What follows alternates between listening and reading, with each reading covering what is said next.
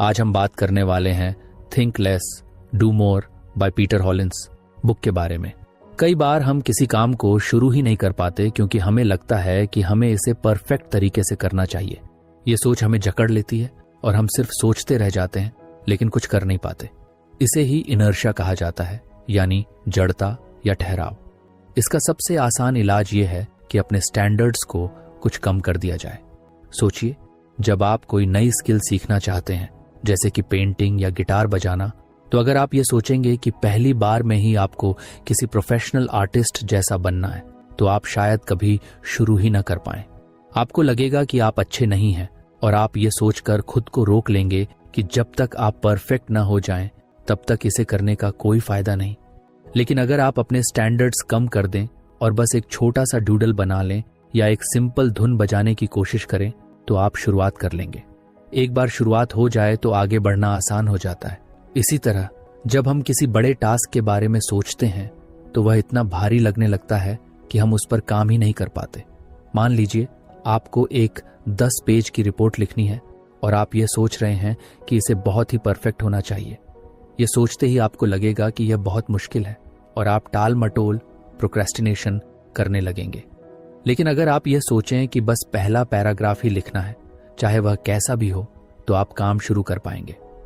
हमारा दिमाग finish line देखने में ज्यादा दिलचस्पी लेता है, लेकिन जब वह यह देखता है कि वह बहुत दूर है तो वह डर जाता है।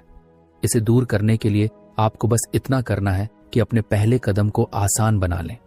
अगर आपको एक्सरसाइज शुरू करनी है तो आप ये मत सोचिए कि आपको रोज 1 घंटे की वर्कआउट करनी होगी। बस ये सोचिए कि आपको सिर्फ 5 मिनट के लिए स्ट्रेचिंग करनी है। जब आप स्ट्रेचिंग कर लेंगे तो शायद आपको खुद ही लगे कि कुछ और कर लिया जाए। पूर्णतावाद कई बार प्रगति का सबसे बड़ा दुश्मन बन जाता है। हम ये मानकर चलते हैं कि हमें हर चीज में परफेक्ट होना चाहिए, लेकिन सच्चाई यह है कि परफेक्शन कभी भी एक झटके में नहीं आता। वह धीरे धीरे बार बार कोशिश करने से आता है। पहली ड्राफ्ट हमेशा खराब होती है, पहली कोशिश हमेशा औसत होती है और पहला कदम हमेशा अस्थिर होता है। लेकिन अगर आप इसे स्वीकार कर लें और खुद को यह अनुमति दें कि आप शुरुआत में औसत काम कर सकते हैं, तो आप इनर्शिया को हरा सकते हैं। सोचिए, जब कोई बच्चा चलना सीखता है तो क्या वह पहली बार में ही बिना गिरे दौड़ने लगता है? नहीं, वह गिरता है, फिर उठता है, फिर गिरता है और धीरे धीरे चलना सीखता है। अगर वह यह सोच ले कि जब तक वह बिना गिरे नहीं चल सकता तब तक वह कोशिश ही नहीं करेगा, तो वह कभी चल ही नहीं पाएगा। हमें भी यही माइंडसेट अपनाने की जरूरत है। कई बार हम सोचते हैं कि अगर हम कम स्टैंडर्ड्स रखेंगे तो हमारा काम बेकार होगा, लेकिन यह सही नहीं है। शुरुआत करना किसी भी टास्क का सबसे मुश्किल हिस्सा होता है और अगर आप उस हिस्से को आसान बना लें तो आगे का सफर खुद ही आसान हो जाता है। जब आप लिखना शुरू करते हैं तो आप धीरे धीरे एडिट कर सकते हैं। जब आप एक्सरसाइज शुरू करते हैं तो धीरे धीरे अपनी स्टैमिना बढ़ा सकते हैं। जब आप कोई नया बिजनेस शुरू करते हैं तो धीरे धीरे उसे सुधार सकते हैं। लेकिन अगर आप बस यह सोचते रहेंगे कि शुरुआत ही परफेक्ट होनी चाहिए, तो आप शायद कभी शुरुआत नहीं कर पाएंगे। इसलिए अगली बार जब भी आपको लगे कि आप किसी काम को करने के लिए बहुत ज्यादा प्रेशर महसूस कर रहे हैं, तो बस अपने स्टैंडर्ड्स कुछ कम कर दीजिए। अपने टारगेट को छोटा बना दीजिए, काम को छोटे हिस्सों में तोड़ दीजिए और सबसे जरूरी बात, खुद को परफेक्ट होने का बोझ मत दीजिए। आपको केवल शुरुआत करनी है, चाहे वह शुरुआत कितनी भी छोटी क्यों ना हो। एक बार आप गति में आ गए तो इनर्शिया खुद ही खत्म हो जाएगा। अक्सर हम सोचते हैं कि किसी काम को करने के लिए पहले मोटिवेशन चाहिए। जब हमें मोटिवेटेड फील होगा तभी हम वह काम शुरू करेंगे, लेकिन सच्चाई इससे बिल्कुल अलग है। असल में मोटिवेशन का जन्म एक्शन से होता है। यानी अगर आप बिना मोटिवेशन के भी बस पहला कदम उठा लें तो धीरे धीरे आपको खुद ही मोटिवेशन मिलने लगेगा। जब आप किसी चीज को करने लगते हैं तो उसमें इन्वॉल्व हो जाते हैं और फिर आपका दिमाग खुद ही आपको आगे बढ़ने के लिए प्रेरित करने लगता है। मान लीजिए आपको एक लंबी बुक पढ़नी है, लेकिन आपको पढ़ने का मन नहीं कर रहा। आप सोच रहे हैं कि जब मुझे पढ़ने का मूड आएगा तब मैं इसे पढ़ूंगा। लेकिन अगर आप सिर्फ 2 पेज पढ़ने का एक्शन ले लें तो आपका दिमाग धीरे धीरे उस प्रोसेस में घुसने लगेगा और आपको खुद ही लगेगा कि कुछ और पढ़ लिया जाए। यही चीज किसी भी काम पर लागू होती है, चाहे वह एक्सरसाइज हो, पढ़ाई हो, काम हो या कोई नया स्किल सीखना हो। अगर आप शुरुआत कर लेंगे तो मोटिवेशन अपने आप आ जाएगा। मोटिवेशन की समस्या यह है कि यह एक अस्थायी टेम्पोररी चीज होती है। आप किसी मोटिवेशनल वीडियो या स्पीच से मोटिवेट हो सकते हैं, लेकिन वह मोटिवेशन ज्यादा देर तक नहीं टिकता। इसलिए अगर आप सिर्फ मोटिवेशन के भरोसे रहेंगे तो आप कुछ ही दिनों में फिर से सुस्त महसूस करने लगेंगे। लेकिन अगर आप एक्शन लेने की आदत बना लें तो आप बिना मोटिवेशन के भी अपने टारगेट को अचीव कर सकते हैं। इसका सबसे अच्छा उदाहरण है वर्कआउट। बहुत से लोग सोचते हैं कि पहले उन्हें एक्सरसाइज करने का मूड आए, फिर वे जिम जाएंगे। लेकिन अगर वे सिर्फ 5 मिनट की स्ट्रेचिंग से शुरुआत कर लें तो उनका शरीर और दिमाग धीरे धीरे उसमें लग जाएगा और फिर उनका मन करेगा कि कुछ और एक्सरसाइज कर ली जाए। यही प्रिंसिपल हर चीज पर लागू होता है। जब आप किसी भी काम को करने लगते हैं तो आपकी एनर्जी उस ओर शिफ्ट होने लगती है और मोटिवेशन अपने आप पैदा होने लगता है।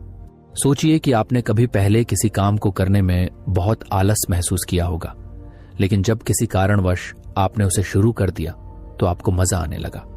इसका कारण यही है कि एक्शन लेने के बाद आपका दिमाग उसी दिशा में काम करने के लिए ट्यून हो जाता है। कई बार हमें किसी काम की शुरुआत में बहुत बोर्डम महसूस होती है, लेकिन अगर हम इसे जारी रखते हैं तो वह चीज धीरे धीरे इंटरेस्टिंग लगने लगती है। यह साइकोलॉजिकल फैक्ट है कि जब हम किसी एक्टिविटी में इन्वॉल्व हो जाते हैं तो हमारा माइंड उसे कंप्लीट करने की दिशा में काम करने लगता है। इसका एक और बड़ा फायदा यह होता है कि जब आप एक्शन लेना शुरू कर देते हैं तो आपके अंदर की संदेह, सेल्फ डाउट और अनिश्चितता, अनसर्टेनिटी भी धीरे धीरे कम होने लगती है। जब आप सिर्फ सोचते रहते हैं कि कोई काम मुश्किल है तो वह आपको और भी कठिन लगता है, लेकिन जब आप उसे करना शुरू कर देते हैं तो आपको महसूस होता है कि वह उतना मुश्किल नहीं था जितना आपने सोचा था। एक और इंटरेस्टिंग बात यह है कि एक्शन लेना आपकी सेल्फ इमेज को भी बदल सकता है। अगर आप सोचते हैं कि आप आलसी, लेजी इंसान हैं तो आप वैसे ही बिहेव करेंगे, लेकिन अगर आप सिर्फ 5 मिनट का एक्शन ले लें तो आप अपने बारे में नई स्टोरी क्रिएट कर सकते हैं। मैं एक ऐसा इंसान हूं जो बिना मोटिवेशन के भी काम कर सकता है। ये सोचते ही आप और ज्यादा करने के लिए तैयार हो जाते हैं। मोटिवेशन के लिए एक्शन जरूरी क्यों है? इसे समझने के लिए इसे साइकिल की तरह देख सकते हैं। जब आप कोई एक्शन लेते हैं तो आपको छोटा सा रिजल्ट मिलता है। ये रिजल्ट आपकी आत्मविश्वास, कॉन्फिडेंस को बढ़ाता है और फिर आपको और ज्यादा करने की प्रेरणा मिलती है। धीरे धीरे यह मोटिवेशन बढ़ता जाता है और आप अपनी लाइफ में बड़े बदलाव ला सकते हैं। इसे और आसान भाषा में कहें तो अगर आप किसी काम को करने का मन नहीं होने के बावजूद उसे शुरू कर देंगे तो कुछ ही देर में आपको खुद ही उसमें इंटरेस्ट आने लगेगा। और जब आप बार बार ऐसा करने लगेंगे तो आपको मोटिवेशन का इंतजार करने की जरूरत ही नहीं पड़ेगी। आप एक्शन लेंगे और एक्शन से ही मोटिवेशन पैदा होगा। अक्सर हम जब भी रिस्क का नाम सुनते हैं तो हमारे दिमाग में डर पैदा होता है। हमें लगता है कि अगर हमने कोई बड़ा कदम उठाया और वह गलत साबित हुआ तो हम मुसीबत में पड़ सकते हैं। यही सोच हमें कई नए अवसरों से दूर रखती है। लेकिन असल में रिस्क सिर्फ खतरा नहीं है, बल्कि ग्रोथ का एक जरिया भी हो सकता है। जब हम रिस्क को एक डराने वाली चीज की तरह देखने की बजाय उसे सीखने और आगे बढ़ने के मौके के रूप में देखते हैं तो हमारी जिंदगी पूरी तरह बदल सकती है। सोचिए, अगर कोई बच्चा साइकिल चलाना सीखना चाहता है तो उसे गिरने का रिस्क होता है। अगर वह सिर्फ इस डर से कभी कोशिश ही ना करे कि वह गिर सकता है तो वह कभी भी साइकिल चलाना नहीं सीख पाएगा।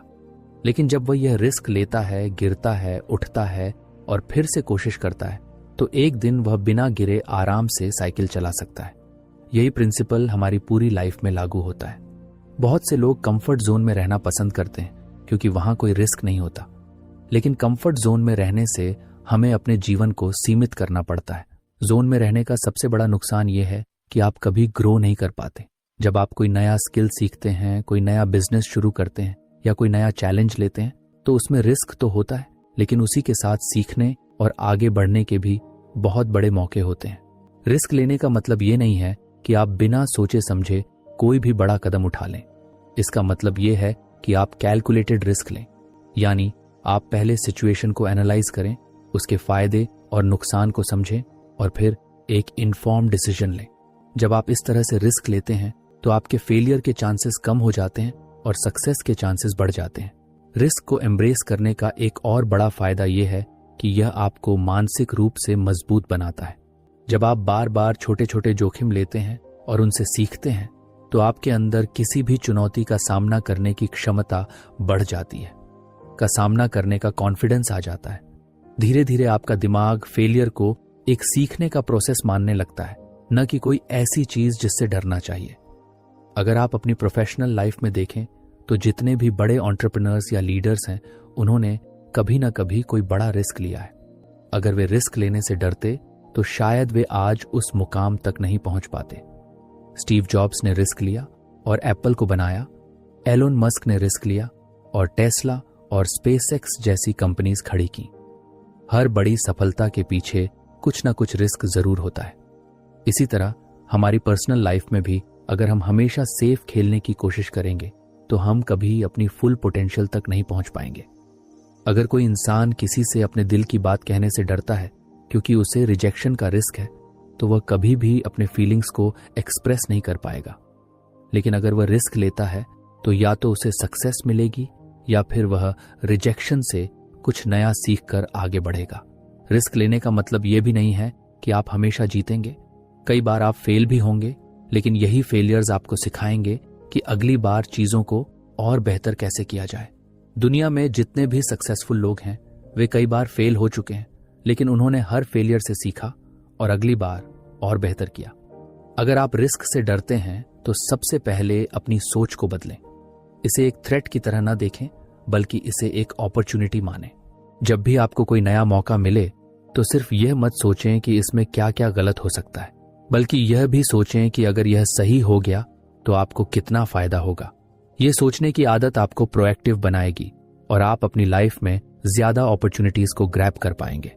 रिस्क लेने का एक और फायदा यह है कि यह आपकी क्रिएटिविटी और प्रॉब्लम सॉल्विंग स्किल्स को इम्प्रूव करता है। जब आप किसी नए चैलेंज को एक्सेप्ट करते हैं तो आपको अपने कंफर्ट जोन से बाहर निकलना होता है और नए सॉल्यूशंस ढूंढने पड़ते हैं। इससे आपकी सोचने की क्षमता बढ़ती है और आप और भी ज्यादा कॉन्फिडेंट महसूस करने लगते हैं। इसलिए अगली बार जब भी आपके सामने कोई ऐसा मौका आए जिसमें रिस्क हो तो सिर्फ डर की वजह से उसे रिजेक्ट मत करें। सोच समझकर एनालाइज करें और अगर आपको लगे कि यह रिस्क वर्थ टेकिंग है तो इसे जरूर लें। हो सकता है कि यह आपका सबसे अच्छा डिसीजन साबित हो और आपकी लाइफ पूरी तरह बदल जाए। अक्सर जब हम अपने दिन को प्लान करते हैं तो हम एक टू डू लिस्ट बनाते हैं। इसमें हम वे सारे काम लिखते हैं जो हमें पूरे करने होते हैं, लेकिन कई बार हम देखते हैं कि हमारा दिन खत्म हो जाता है और हमारी लिस्ट के बहुत सारे टास्क अधूरे रह जाते हैं। इसका एक बड़ा कारण यह है कि हम उन चीजों पर ध्यान नहीं देते जो हमारा ध्यान भटकाती हैं, जो हमें फोकस्ड नहीं रहने देती। इसी वजह से हमें सिर्फ टू डू लिस्ट नहीं बल्कि एक डोंट डू लिस्ट भी बनानी चाहिए। ये एक ऐसी लिस्ट होती है जिसमें वे सारी चीजें होती हैं जो हमें अवॉइड करनी चाहिए ताकि हमारा ध्यान सही जगह पर रहे और हम प्रोडक्टिव रह सकें। सोचिए, अगर आप सुबह उठते ही फोन पर सोशल मीडिया स्क्रॉल करने लगते हैं तो आपका बहुत सारा समय बेकार चला जाता है। आप सोचते हैं कि बस 5 मिनट देखेंगे, लेकिन जब दोबारा घड़ी देखते हैं तो 30 से 40 मिनट निकल चुके होते हैं। इसी तरह अगर आप दिन भर में बार बार ईमेल चेक करते रहते हैं या हर छोटी चीज पर तुरंत रिएक्ट करने लगते हैं तो आपकी एनर्जी गलत जगह खर्च होती है। डोंट डू लिस्ट इसी तरह की चीजों को आइडेंटिफाई करने में मदद करती है ताकि आप उन आदतों से बच सकें जो आपके समय और प्रोडक्टिविटी को बर्बाद करती हैं। इस लिस्ट को बनाने के लिए सबसे पहले आपको यह देखना होगा कि दिन भर में कौन कौन सी एक्टिविटीज आपका ध्यान भटकाती हैं। क्या आप हर छोटी ब्रेक में अपना फोन चेक करते हैं? क्या आप अनावश्यक बैठकों में बहुत ज्यादा समय बर्बाद करते हैं? क्या आप बिना किसी प्लान के सोशल मीडिया पर बहुत ज्यादा वक्त बिताते हैं? इन सब चीजों को नोट करें और इन्हें अपनी डोंट डू लिस्ट में डाल दें। इससे आपको यह साफ साफ समझ में आ जाएगा कि आपको किन चीजों से बचना है। डोंट डू लिस्ट का सबसे बड़ा फायदा यह है कि यह आपको डिसिप्लिन सिखाती है। जब आपके पास यह स्पष्ट होता है कि आपको क्या नहीं करना है तो आप अपने इंपॉर्टेंट कामों पर ज्यादा ध्यान दे सकते हैं। मान लीजिए कि आपकी लिस्ट में लिखा है कि मैं सुबह 10 बजे से पहले सोशल मीडिया इस्तेमाल नहीं करूंगा, तो जब भी आपका मन करेगा कि फोन उठाकर इंस्टाग्राम या ट्विटर देख लें, आपकी लिस्ट आपको याद दिलाएगी कि यह आपकी प्रायोरिटी में नहीं है। धीरे धीरे ये एक हैबिट बन जाएगी और आपकी प्रोडक्टिविटी बढ़ने लगेगी। बहुत से लोग सोचते हैं कि बस ज्यादा मेहनत करने से सफलता मिलती है, लेकिन असल में स्मार्ट तरीके से काम करना ज्यादा जरूरी है। अगर आप सिर्फ व्यस्त बिजी रहने की बजाय अपने समय का सही इस्तेमाल करें तो आप कम समय में ज्यादा कर सकते हैं।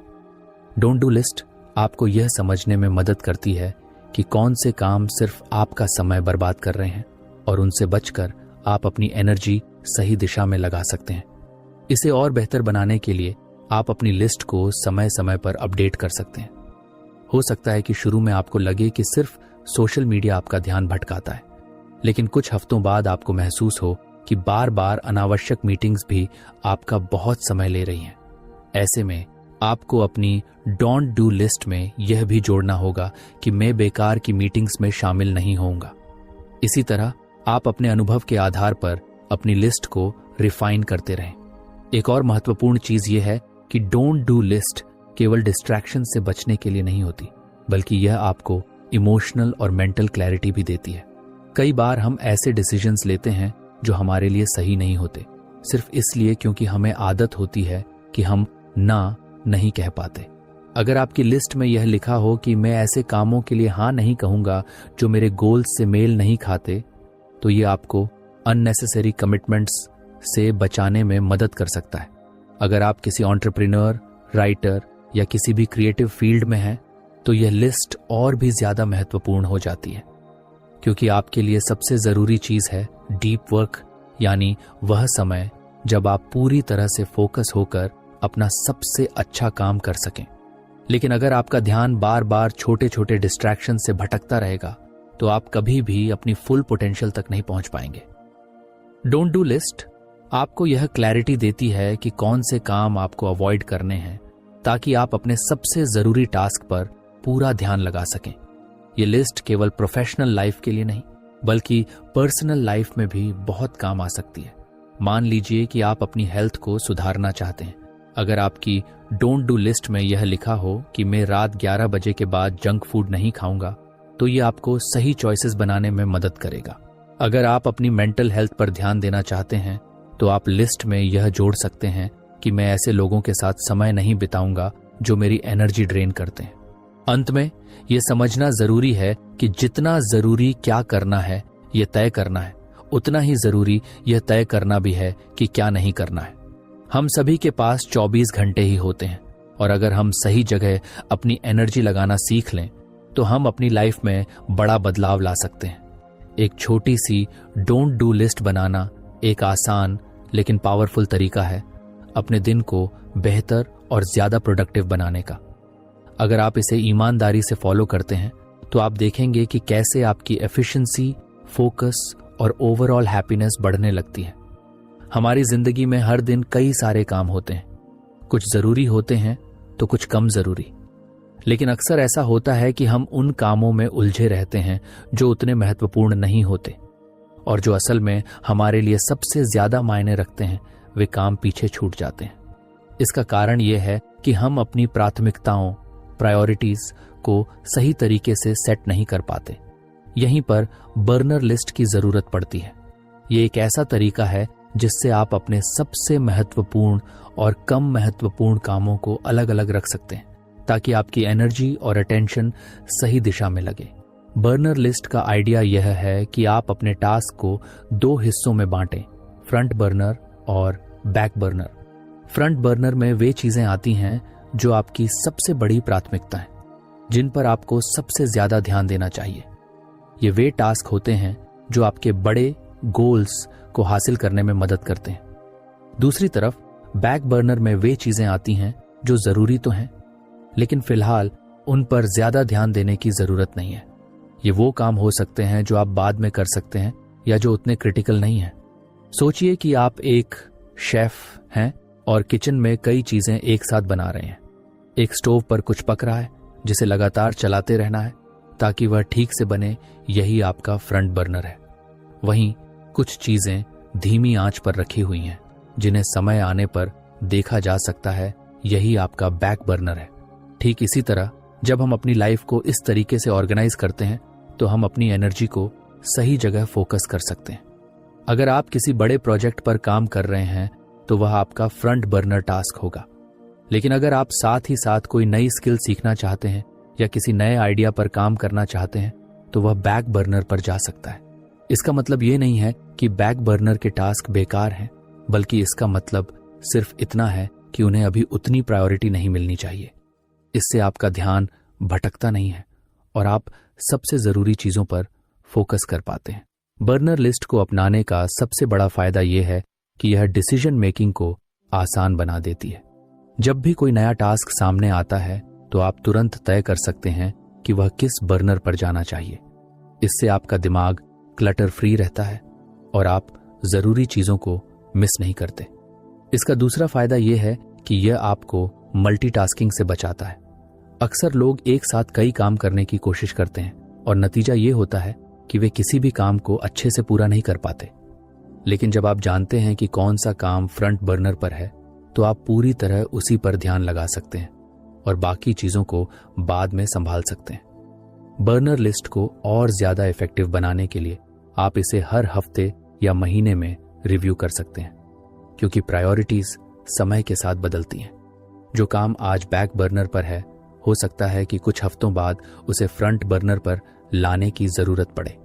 इसलिए इसे समय समय पर अपडेट करना जरूरी है। यह सिस्टम न केवल आपकी प्रोडक्टिविटी बढ़ाता है बल्कि आपको मेंटल क्लैरिटी भी देता है। जब आपका दिमाग बार बार यह सोचने में उलझा नहीं रहता कि अभी क्या करना चाहिए। असिस्टेंट चाहते हैं तो आप इसे अपनी डेली लाइफ में छोटे छोटे डिसीजंस के लिए भी यूज कर सकते हैं। जैसे कि अगर आप फिटनेस पर ध्यान देना चाहते हैं तो उसे फ्रंट बर्नर पर रखें। वहीं अगर आप किसी नई किताब को पढ़ना चाहते हैं लेकिन अभी वक्त नहीं मिल रहा तो उसे बैक बर्नर पर रख सकते हैं। प्रोफेशनल लाइफ में भी यह तरीका बहुत काम आता है।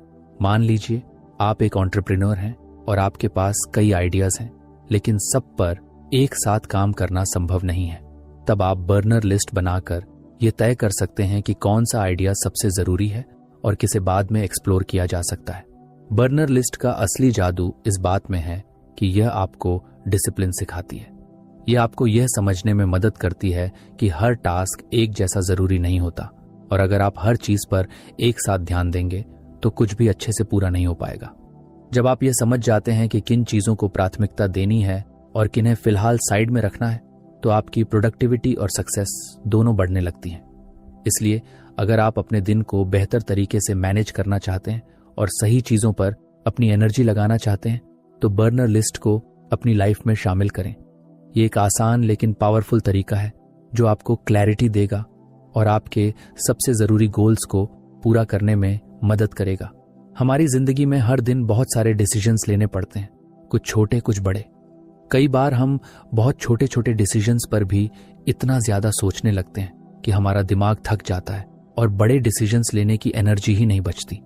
इसे ओवर एनालिसिस कहा जाता है और ये हमारी प्रोडक्टिविटी और कॉन्फिडेंस दोनों को कम कर देता है।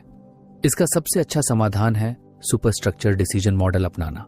ये एक स्ट्रक्चर्ड तरीका है जिससे आप जल्दी और सही डिसीजंस ले सकते हैं बिना जरूरत से ज्यादा सोच विचार में फंसे। सोचिए कि अगर हर बार आपको यह सोचना पड़े कि आपको सुबह क्या पहनना है, क्या नाश्ता करना है या किस ईमेल का जवाब पहले देना है, तो आपका दिमाग इन छोटे छोटे डिसीजंस में ही उलझ जाएगा। यही कारण है कि कई सक्सेसफुल लोग अपने रोजमर्रा के डिसीजंस को सिंप्लीफाई कर देते हैं। उदाहरण के लिए स्टीव जॉब्स और मार्क जुकरबर्ग हमेशा एक जैसा कपड़ा पहनते थे ताकि उन्हें हर दिन इस बारे में डिसीजन न लेना पड़े। इसी तरह अगर आप एक स्ट्रक्चर्ड डिसीजन मेकिंग फ्रेमवर्क अपना लें तो आपका दिमाग ज्यादा जरूरी चीजों पर फोकस कर पाएगा। सुपर स्ट्रक्चर डिसीजन मॉडल का मतलब है कि आपके पास एक प्री डिफाइंड सिस्टम हो जो आपको यह तय करने में मदद करे कि कौन सा डिसीजन कैसे लेना है। इससे आप सोचने में कम समय लगाएंगे और आपकी चॉइसेस आपके गोल्स के साथ अलाइंड रहेंगी। ये मॉडल खास तौर पर उन लोगों के लिए बहुत फायदेमंद है जो अक्सर डिसीजन पैरालिसिस का शिकार हो जाते हैं, यानी जब बहुत सारे ऑप्शंस होते हैं और हम ये तय ही नहीं कर पाते कि कौन सा सही है। इस मॉडल को अपनाने का पहला स्टेप ये है कि आपको यह तय करना होगा कि आप किन तरह के डिसीजंस को ऑटोमेट कर सकते हैं। उदाहरण के लिए अगर आप रोज यह सोचने में समय लगाते हैं कि आपको जिम जाना चाहिए या नहीं, तो इसे ऑटोमेट कर लें, यानी हफ्ते के कुछ दिन फिक्स कर लें कि उन्हीं दिनों जाना है, चाहे कुछ भी हो। इससे हर दिन इस डिसीजन को लेने की जरूरत ही नहीं पड़ेगी। दूसरा स्टेप है डिसीजन मेकिंग क्राइटेरिया सेट करना। यानी जब भी आपको कोई बड़ा डिसीजन लेना हो तो आपके पास कुछ प्री डिफाइंड क्वेश्चंस होने चाहिए जो आपको सही चॉइस चुनने में मदद करें। जैसे कि क्या यह डिसीजन मेरे लॉन्ग टर्म गोल्स से मेल खाता है? ज़ेरेनिया, क्या इससे मेरा समय और एनर्जी सही दिशा में लगेगा? ज़ेरेनिया, अगर मैं यह डिसीजन गलत लेता हूं तो उसका सबसे बुरा असर क्या हो सकता है?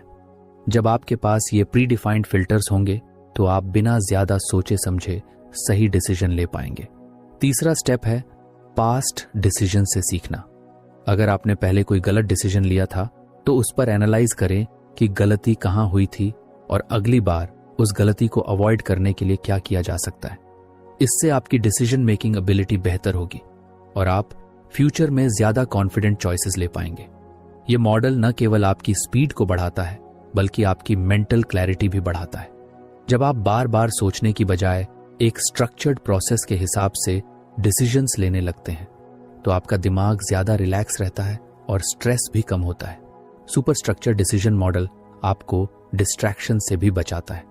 जब आपके पास एक सिस्टम होता है तो आप हर छोटी चीज पर ज्यादा ध्यान नहीं देते और केवल उन्हीं चीजों पर फोकस करते हैं जो आपके लिए सबसे ज्यादा मायने रखती हैं। इससे आप ज्यादा प्रोडक्टिव और एफिशिएंट बन जाते हैं। अगर आप अपनी प्रोफेशनल लाइफ में इस मॉडल को अपनाना चाहते हैं तो आप अपने काम के डिसीजंस को कैटेगरीज में बांट सकते हैं, जैसे कि urgent tasks, important but non urgent tasks और कंप्लीटली अवॉइडेबल टास्क्स। इससे आपको तुरंत यह समझ में आ जाएगा कि किस चीज को प्रायोरिटी देनी है और किसे छोड़ देना है। पर्सनल लाइफ में भी आप इसे यूज कर सकते हैं, जैसे कि अगर आप हर बार यह सोचते हैं कि आपको वीकेंड पर क्या करना है तो आप पहले से ही कुछ ऑप्शंस फिक्स कर सकते हैं, जैसे कि एक दिन फैमिली के साथ बिताना, एक दिन खुद के लिए रखना और एक दिन किसी नए एक्सपीरियंस के लिए। इससे आपको बार बार डिसीजन लेने की जरूरत नहीं पड़ेगी और आपका समय ज्यादा ऑर्गेनाइज्ड रहेगा। सुपर स्ट्रक्चर डिसीजन मॉडल को अपनाने से आप न सिर्फ तेजी से डिसीजंस ले पाएंगे बल्कि आपको यह भी समझ में आएगा कि आपके चॉइसेस आपके गोल्स के साथ अलाइंड हैं या नहीं। ये एक पावरफुल तरीका है जो आपको ओवर थिंकिंग से बचाकर स्मार्ट और कॉन्फिडेंट डिसीजन मेकर बनाता है। हम सबकी बॉडी एक खास तरह की रिदम के हिसाब से काम करती है जिसे अल्ट्राडायन रिदम्स कहा जाता है। ये वही नेचुरल साइकिल है जो हमारी एनर्जी लेवल्स को पूरे दिन में ऊपर नीचे करती रहती है। कई बार आपने महसूस किया होगा कि सुबह के किसी समय आप बहुत एनर्जेटिक और फोकस्ड महसूस करते हैं, लेकिन कुछ घंटों बाद अचानक से थकान या डिस्ट्रैक्शन महसूस होने लगती है। यही अल्ट्राडायन रिदम्स का असर होता है। अगर हम इस नेचुरल एनर्जी साइकिल को समझकर अपने काम का स्केड्यूल बनाएं तो हम अपनी प्रोडक्टिविटी को कई गुना बढ़ा सकते हैं। अक्सर लोग ये गलती करते हैं कि वे पूरे दिन एक ही तरह की एनर्जी एक्सपेक्ट करते हैं। वे सोचते हैं कि अगर वे सुबह 9 बजे से शाम 6 बजे तक लगातार काम करेंगे तो उनका आउटपुट हमेशा एक जैसा रहेगा, लेकिन ऐसा नहीं होता। हमारी बॉडी हर 90 से 120 मिनट के साइकिल में काम करती है, यानी लगभग 1.5 से 2 घंटे के बाद हमारी एनर्जी धीरे धीरे कम होने लगती है और हमें एक छोटे ब्रेक की जरूरत होती है। अगर हम इस नेचुरल साइकिल के हिसाब से काम करें तो हम ज्यादा प्रोडक्टिव और कम थके हुए महसूस करेंगे। सोचिए, अगर आप अपने हाईएस्ट एनर्जी लेवल के समय सबसे जरूरी और डिमांडिंग टास्क्स करें तो आपका काम कितना एफिशिएंट हो जाएगा। और जब आपकी एनर्जी लो हो तो आप ऐसे काम करें जो ज्यादा दिमागी मेहनत नहीं मांगते, जैसे कि ईमेल्स चेक करना, मीटिंग्स अटेंड करना या प्लानिंग करना। इस तरह आप अपने शरीर की नेचुरल रिदम के साथ काम करेंगे, न कि उसके खिलाफ। इसका सबसे अच्छा तरीका यह है कि आप अपने एनर्जी पैटर्न्स को ऑब्जर्व करें। एक हफ्ते तक ध्यान दें कि दिन के किस समय आप सबसे ज्यादा एनर्जेटिक और फोकस्ड महसूस करते हैं और किस समय आपको सुस्ती या डिस्ट्रैक्शन महसूस होती है। इससे आपको पता चलेगा कि आपकी पीक फू मानसू हॉर्स कौन से हैं। जब आपको अपने पीक हॉर्स का पता चल जाए तो उन घंटों में सबसे क्रिटिकल काम करें, वह काम जो सबसे ज्यादा कंसंट्रेशन और क्रिएटिविटी मांगता है। जैसे कि अगर आप राइटर हैं तो अपनी राइटिंग सुबह के हाई एनर्जी आवर्स में करें, अगर आप किसी स्ट्रैटेजी या प्लानिंग पर काम कर रहे हैं तो इसे भी अपने पीक टाइम में रखें। दूसरी तरफ जब आपकी एनर्जी नेचुरली लो होती है तो उस समय लाइट टास्क्स करें, जैसे कि कॉल्स, ईमेल्स या कैजुअल डिस्कशंस। बहुत से लोग ये सोचकर गिल्ट महसूस करते हैं कि वे पूरे दिन लगातार हाई एनर्जी पर काम नहीं कर पाते, लेकिन असल में ऐसा करना पॉसिबल ही नहीं है। दुनिया के सबसे प्रोडक्टिव लोग भी ब्रेक्स लेते हैं और अपने शरीर की नेचुरल एनर्जी के हिसाब से काम करते हैं। जब आप इस बात को समझ लेते हैं कि आपकी बॉडी कैसे काम करती है, तो आप स्मार्ट तरीके से अपने काम को ऑर्गेनाइज कर सकते हैं। अल्ट्राडाइन रिदम्स को अपनाने का एक और बड़ा फायदा यह है कि इससे बर्नआउट से बचा जा सकता है। जब हम बिना रुके लगातार काम करते हैं तो हमारी एनर्जी पूरी तरह खत्म हो जाती है और हम जल्दी थक जाते हैं। लेकिन अगर हम अपने एनर्जी साइकिल्स को ध्यान में रखकर सही समय पर ब्रेक लेते हैं तो हमारी एफिशिएंसी बनी रहती है और हम लंबे समय तक हाई परफॉर्मेंस पर काम कर सकते हैं। अगर आप इस अप्रोच को अपनी लाइफ में अप्लाई करना चाहते हैं तो सबसे पहले अपने डेली स्केड्यूल को कुछ फ्लेक्सिबल बनाइए। जरूरी नहीं कि आप हर समय एक जैसा परफॉर्म करें। आपको बस ये समझना है कि कौन से घंटे आपके सबसे प्रोडक्टिव होते हैं और कौन से घंटे आपको रिलैक्स करने के लिए चाहिए। उदाहरण के लिए, अगर आपको सुबह 10 से 12 बजे के बीच सबसे ज्यादा एनर्जी महसूस होती है तो उस समय सबसे इंपॉर्टेंट और चैलेंजिंग काम करें। फिर 12 से 12:30 तक एक छोटा ब्रेक लें, वॉक करें, पानी पिएं या कुछ देर आराम करें। इसके बाद दोबारा काम पर लौटें, लेकिन अब लाइट टास्क्स को प्रायोरिटी दें। ये छोटी छोटी चीजें आपकी प्रोडक्टिविटी में बहुत बड़ा बदलाव ला सकती हैं। ये सिर्फ टाइम मैनेजमेंट नहीं बल्कि एनर्जी मैनेजमेंट का तरीका है। जब आप अपने अल्ट्राडियन रिदम्स के हिसाब से काम करना शुरू करेंगे तो आप पाएंगे कि आप पहले से कम एफर्ट में ज्यादा काम कर पा रहे हैं और आपका दिमाग ज्यादा फ्रेश और फोकस्ड महसूस कर रहा है। हमारी बॉडी एक नेचुरल रिदम के हिसाब से काम करती है जिसे अल्ट्राडाइन रिदम्स कहते हैं। यह हमारे एनर्जी लेवल्स को पूरे दिन कंट्रोल करता है। कभी आपने नोटिस किया होगा कि एक समय पर आप सुपर फोकस्ड होते हैं, लेकिन कुछ घंटों बाद आपको थकान या डिस्ट्रैक्शन महसूस होने लगती है। ये इसी रिदम का असर है। अगर हम इसे समझकर अपने काम का सही स्केड्यूल बनाएं तो हम ज्यादा प्रोडक्टिव बन सकते हैं। अक्सर लोग ये सोचते हैं कि पूरे दिन एक जैसी एनर्जी बनी रहेगी, लेकिन ऐसा नहीं होता। हमारी बॉडी हर 90 से 120 मिनट के एक साइकिल में काम करती है, यानी 1.5-2 घंटे बाद हमारी एनर्जी नेचुरली कम होने लगती है और हमें ब्रेक की जरूरत होती है। अगर हम इस नेचुरल साइकिल के हिसाब से काम करें तो हम कम एफर्ट में ज्यादा काम कर सकते हैं। इसका सबसे अच्छा तरीका है कि आप अपने एनर्जी पैटर्न्स को ऑब्जर्व करें।